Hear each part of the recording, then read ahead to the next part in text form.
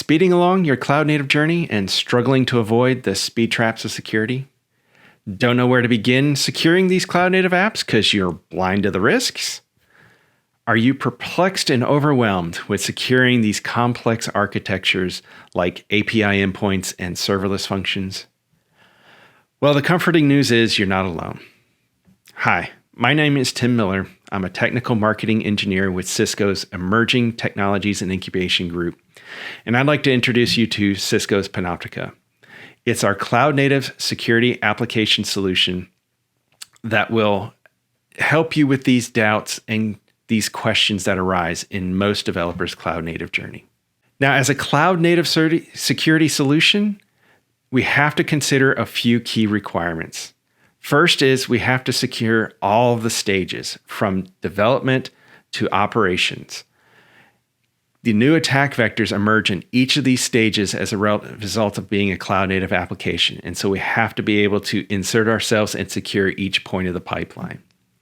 And we have to do that, secondly, in a frictionless way. If we slow down the business and slow down app development, we're going to critically impact what we can do from an innovation perspective. If we do this right, we can insert ourselves closer to the developer by shifting the security left and identifying these risks and eliminating them earlier in the process and saving the organization time and money.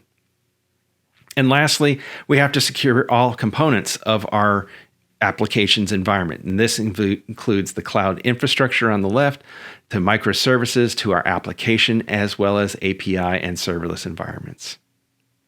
Now, with all those requirements in mind, we built Panoptica to protect the full application stack from development to deployment, while at the same time providing that continuous visibility into your ongoing operations. Next up, we're going to take a look at the application, dive right into the solution we provided, and take a quick peek. As we dive into the Panoptica demo environment, we're going to take a look at the key three areas that I highlighted. First up is runtime security, where we scan the entire environment, identify all the workloads, perform various risk assessments from container image security through the Kubernetes environment, as well as the CIS Docker benchmark, and then score those and sort those with the highest risk first. This gives you the chance to look at the risks in your workloads and quickly identify the ones that need to be remediated quickest and soonest to have the most impact. We can drill down into that workload and find out exactly what the vulnerable images are if we'd like. But as part of the CI/CD pipeline, all images get loaded so we can see the vulnerabilities of all the images in our environment and have a quick icon-based at-a-glance view of which ones are the riskiest. If we run up against the Log4j issue, for example, we can pop in the CVE for that particular vulnerability and identify every single workload and container image in our environment that's vulnerable to that particular CVE. In the API area, we can scan and monitor the APIs in your particular deployments, both the internal service-to-service calls that you see here.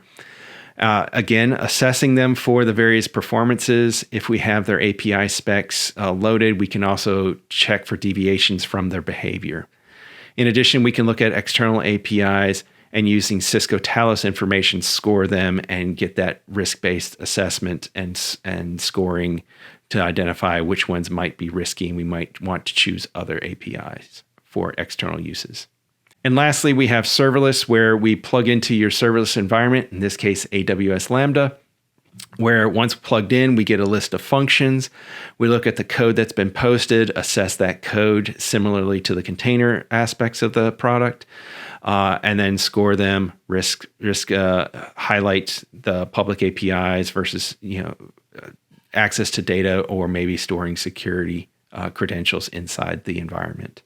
If you want a deeper dive into Panoptica, feel free to join us during the office hours throughout the conference and get that virtual one-on-one, be able to ask questions of our security engineers. Now, I just want to point out some key things that the technology that we have developed as part of Panoptica, we've open sourced key components of that into the following 3 projects.